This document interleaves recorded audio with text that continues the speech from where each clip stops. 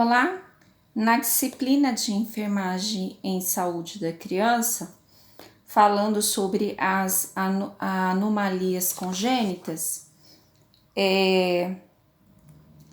agora é falar sobre a criptorquídea. O que é isso? É a ausência de um ou ambos os testículos da bolsa escrotal. Como vocês podem olhar aqui no desenho, tem uma bolsa escrotal e está faltando a outra.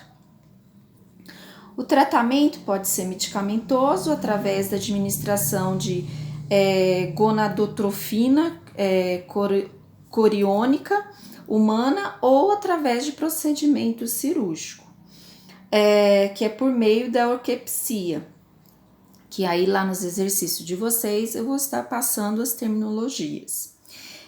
Tem por finalidade prevenir danos aos testículos, diminuir a ocorrência de tumores malignos nos testículos, que aí pode acontecer, teve um tumor maligno, daí faz a cirurgia e coloca, inclusive, que é uma prótese nessa região para ficar exatamente com esse formato de testículos normais. Assim como coloca a prótese na mama, também pode ser colocado prótese nessa região. E aí coloca a prótese para poder ficar com a questão visual mesmo, bem normal. Nem parece que a pessoa não tem o testículo de forma natural. Quais os cuidados de enfermagem?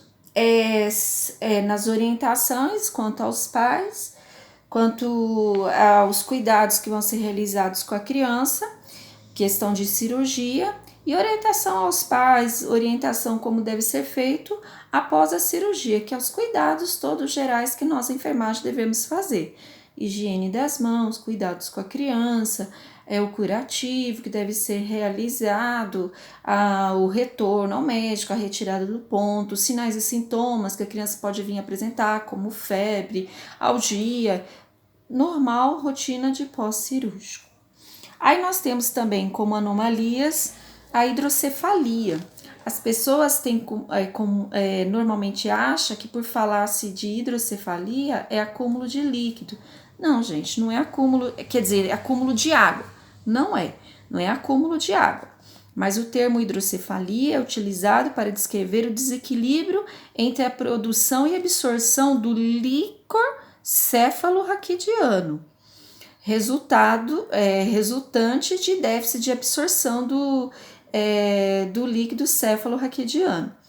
Ou pode ser também por causa de obstrução do fluxo no interior do ventrículo cerebral, ou alguma coisa aconteceu que levou ao acúmulo do líquido cefalorraquidiano, e aí houve esse aumento do volume da cabeça da criança. Então, isso levou a esse problema. Tem tratamento? Claro que tem tratamento, mas alguns casos são um pouco mais complicados, como a gente conhece em literatura. Qualquer acúmulo excedente do líquor nos ventrículos comprime o parênquima cerebral contra os ossos, levando à dilatação das suturas ósseas. Vocês lembram que suturas ósseas eram aquelas pequenas, como se fossem linhas que desenham o nosso cérebro, inclusive faz a divisão? Então, essas são suturas ósseas. Traduzido como aumento do perímetro cefálico. E aí aumenta essa forma aí. Quais são os sinais e sintomas? São a fontanela abaulada, ou seja, elevada, aumento do perímetro cefálico, sinal de sol poente, que a esclera é visível acima da íris, que é um aumento, inclusive, irritabilidade, letargia, choro constante, que isso é uma coisa muito comum da criança que apresenta hidrocefalia, e alívio disso tudo quando é colocado deitado, ou seja, dá bastante alívio para a criança quando ela fica deitada. Aí essa criança também pode apresentar vômito, estrabismo, apatia. E o tratamento, gente, é cirúrgico, vai colocar uma válvula. Às vezes essa criança vai ficar com uma válvula para o resto da vida. E aí tá mostrando para vocês que essa criança aí, ela apresentou hidrocefalia, nasceu, foi feita cirurgia, e olha depois de algum tempo como é que essa criança se apresentava. Então, é bem interessante essa situação. E aí nós temos a espinha bífida, que é uma normalidade do tubo neural, aí no caso embrionário, correspondendo ao fechamento ósseo insuficiente da espinha vertebral. Pode ver até nesse desenho aqui, exatamente ocorrendo aqui, ó, tá? Aqui é o fechamento anormal, as ramificações nervosas vieram para essa região aqui fazendo uma cauda.